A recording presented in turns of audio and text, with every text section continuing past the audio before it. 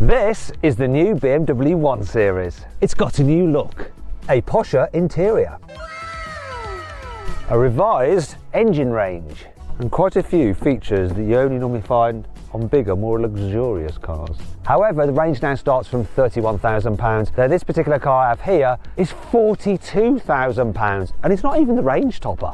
So, is it worth it?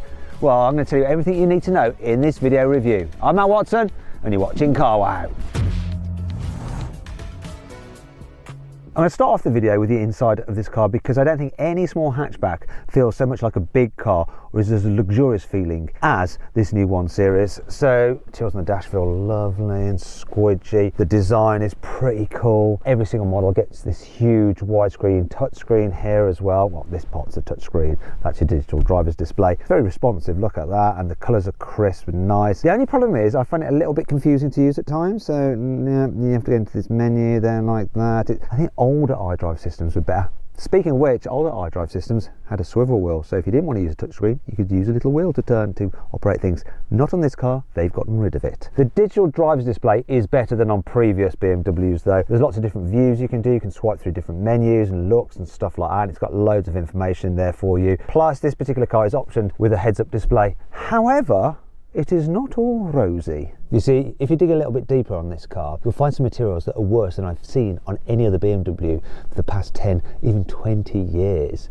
The trim here from this door pocket, it's not great. But the worst bit is this, look. This trim here is horrendous. It almost makes the car feel a bit pre-production-y. Even Mercedes wouldn't pull that shit. That bit of trim is the kind of thing that you'd find on something like a Dacia, not a BMW. Also, the sun visors feel horrible and cheap as well. What's that all about? These little areas just let the car down, but the worst thing is the indicator stalks. They're just so flimsy and cheap sounding. Listen to this.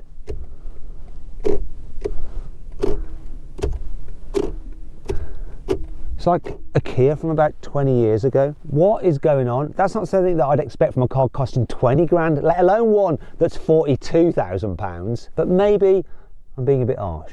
You see, the range kicks off at £31,000 for the Sport, but you need to spend the extra £2,000, so 33 grand, to get the M Sport because you get some key upgrades like a more aggressive front bumper, M badging, and these wonderful M Sport seats, which I think are the best seats in any small car on sale right now. They are so lovely. There's something else you get if you have the M Sport, and that's M Sport suspension, which is very handy if you enjoy this sporty driving car.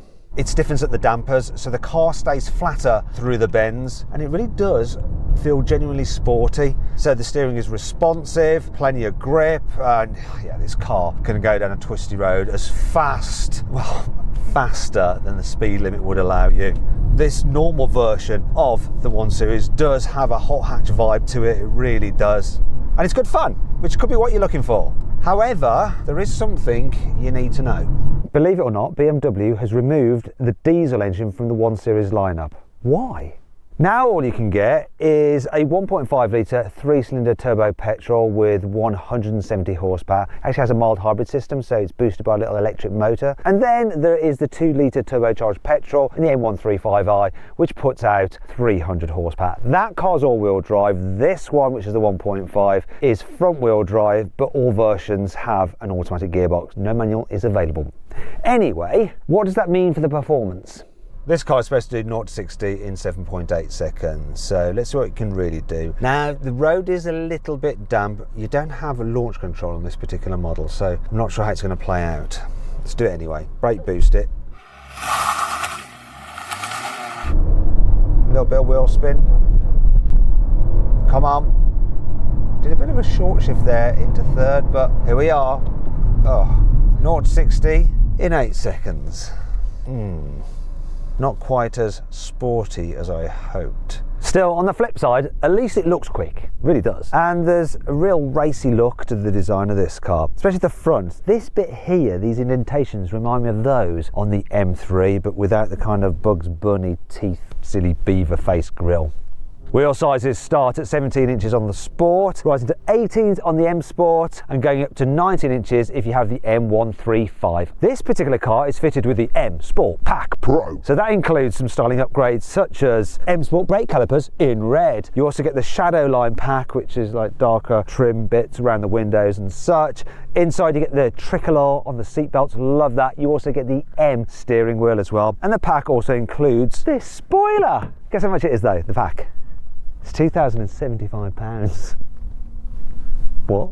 Here at the back, it's quite a good looking car. I'm not convinced though by this fake diffuser, and I'm a little bit disappointed you can't see the exhaust pipe. It's hidden underneath. Obviously you can on the M135. Now, can you spot something a little bit odd about the back end of this car that's a bit different to other 1 Series from the past? Something to do with numbers?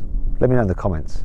I'm not going to tell you. Now, I must apologise for how dirty this car is. I'd like to show you this beautiful purple paint. Now, you probably wouldn't go for this purple paint if you're buying it with your own cash, but if you're leasing it, you'd have to worry about depreciation because it's all built into the cost. You could go for something exciting like this paint scheme, and that's what I would do. In fact, I'll tell you what I'd also do. If I'm thinking about leasing a car, I would click on the pop-out banner appearing in the top right-hand corner of the screen, or I'd scan the QR code on screen now using my mobile phone to go to CarWow Leasing. Yes, you can now lease a car through CarWow. Now, I do want to show you something. So this is one of the reasons we didn't wash the car. Honestly, it's not because we're lazy. It's because I want to illustrate this. With many cars, I criticise the fact that the rear window wipers are very small and they don't clear much of the rear window. However, on this BMW, have a look at this. I'll stand back. Look how much of the windscreen it's sweeping. You can stop now, I'm getting wet. That is actually really good. That's less good, but anyway. I'll tell you what I do like though. Can you show us the lights? I think the light design's quite nice. This is what they look like at the front. That brings us on to 5 cool features about the new 1 Series. The 1 Series is available with something called BMW's Reversing Assistant. It allows the car to retrace its steps, so if you're driving in somewhere, it'll just play your driving backwards and you don't have to do anything, it'll turn the wheel for you. So I'll show you this happening now. They've just driven that car past me, so come on then. The driver is not going to touch the steering wheel, and look, it's going to go around me. At least I hope it's going to go around me. Is it? Oh, where's my feet? Worry, no, it's all fine, look. Yay! Clever, clever, clever. Now, that feature is part of the Tech Pack Pro, and it costs £2,750, but includes other bits and pieces like the heads-up display, the adaptive LED lights and keyless entry. You can get the car with a panoramic glass roof, which does make it feel lighter inside. It even opens, look. Oh yeah! However, it's a £1,050 option. You can get the car with a Harman Kardon surround sound system, and it's absolutely banging. However, it does cost an extra £550. You can choose from these different colours of interior lighting, and they'll display here and other parts on the edge of the dash. But when you go into sports mode, look, you get the M triple R colour. Lovely. You can get proper 3-way folding seats, so with through loading. Look at that. Nice. Nice. I like that. There is a £175 option.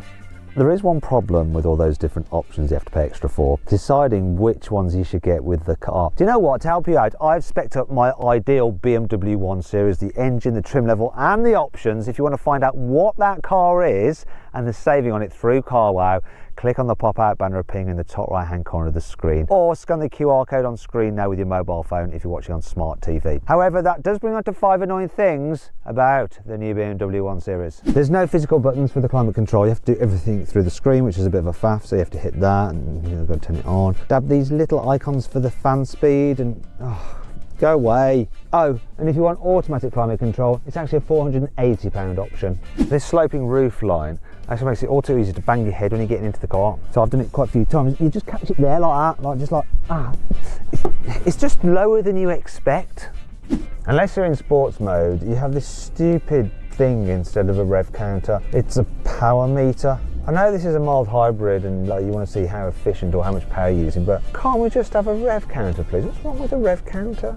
The key for this car feels very, very cheap, but they do give you this little leatherette pouch, and it's got this special thing to help lift the key out of the pouch. See that mechanism in there? However, if you put this in, like that, it's so tight that you absolutely can't get it out using that thing. You just can't. So if you want to get it out, you need a screwdriver. you can sort of like, oh, prise it out. Oh, there we go. Not very good, is it? In the past with BMWs, you change the driving mode by pressing a button down here. Now there's still a button down here to press, but that doesn't change the mode. Look, it just brings up a menu and then you have to press the blooming screen. So it's now a two-step process. It's a bit of a faff when you're trying to get into sport. So I know I want to go into sport. I'm obviously going to be driving quickly, but I'm going to take my eyes off the road to... I'm going to take my eyes off the road to go into sport. Brilliant. You see, when you're driving at lower speeds or, you know, pulling in or out of junctions and you need a sudden burst of pace, like, oh, you put your foot down, and if you're in normal mode, the engine and gearbox can just be caught floundering. Whereas if you go into sports mode, like that, and I'll do the same, it's just on it much quicker. Now there's another thing with this car that isn't as good as its competitors, and that's the turning circle. You see, it's 11.7 meters. Its competitors are around the 11 meters mark. Let's just test out the maneuverability. I'm going to put the camera thing up because I'm going to use this for help. So actually the light steering's helping me out here. Visibility is actually pretty decent, to tell you the truth, apart from the big blind spot caused by the back pillar. But these cameras and stuff like that really do help you out. So it does make the maneuvers easier than they might be when you consider that it's not quite, you know, physically as maneuverable as its competitors. In fact, the turning circle on this car is slightly worse than on the old 1 Series, which is odd. And there's something else that's not quite as good as on the old 1 Series. If you're changing your car, then you've got to check out CarWow, because there's nothing quite like knowing that you're getting a great price, both when selling your old car and finding a new one. CarWow makes all the stuff that's hard work about car changing, like the haggling, the no-shows, and the nasty surprises, a thing of the past, life-changing. Now, if you want to go to CarWow right now, I'll put a link in the description of this video and the pinned comment. Alternatively, you can click on the pop-out banner appearing in the top right-hand corner of the screen now, or scan the QR code on screen using your mobile phone to go directly there. Car change, CarWow. Bizarrely, if you have the 2-litre version of this car, the 135, then you have a big capacity of 380 litres. On this version though, the 120, it's 300 litres. That's because of the mild hybrid system. Look, it eats into boot space. See this under there? That's your underfloor storage. If you have the M135, you get all of that space as underfloor storage. However, there is one benefit of the mild hybrid system. You see, the mild hybrid system can fill in the torque gap when you put your foot down before the turbocharger spools up. So in other cars, you put your foot down and like you got to wait for a second until the car comes on boost, then it finally starts accelerating. Whereas this, there's just like on it that little bit sooner, which just makes the engine feel more responsive. And often you forget that it's just 1.5 litres. It feels pretty rapid when you just dab the throttle. That's good. See what's also good, it's reasonably relaxing to travel in. These seats are lovely, the way they hug your body. There's hardly any wind noise, just the odd flutter from around the big door mirrors. The only thing you really notice is the road noise from the tyres. That's similar to the old 1 Series. So too is the economy. So this particular version is supposed to do about 47 miles to the gallon. I'm averaging 42, but then that's what I'd expect from the previous generation 1 Series. And there's something else that's similar to. In the back, it feels about as spacious as the old 1 Series. So, knee room, it's all right. Headroom, I'm fine, but really tall people might struggle. So it's not great for carrying 3 people in the back at once. It's a bit of a squeeze. Why are we still here? Just to suffer? And people over 6 foot, especially if they're on the outer seats, are going to end up banging their head against this curved roof line here. When it comes to fitting a baby seat,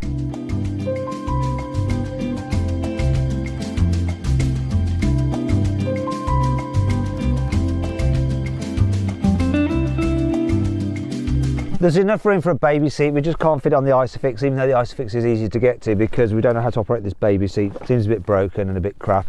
It's also not a rear facing one, so let's just see if we had a rear facing one, if there'd be enough room. Probably just. However, there is an area where this car is rather good. It's the in-car storage. So look, door bins, you can fit a big bottle in them, and there's more space here. You've also got storage under here.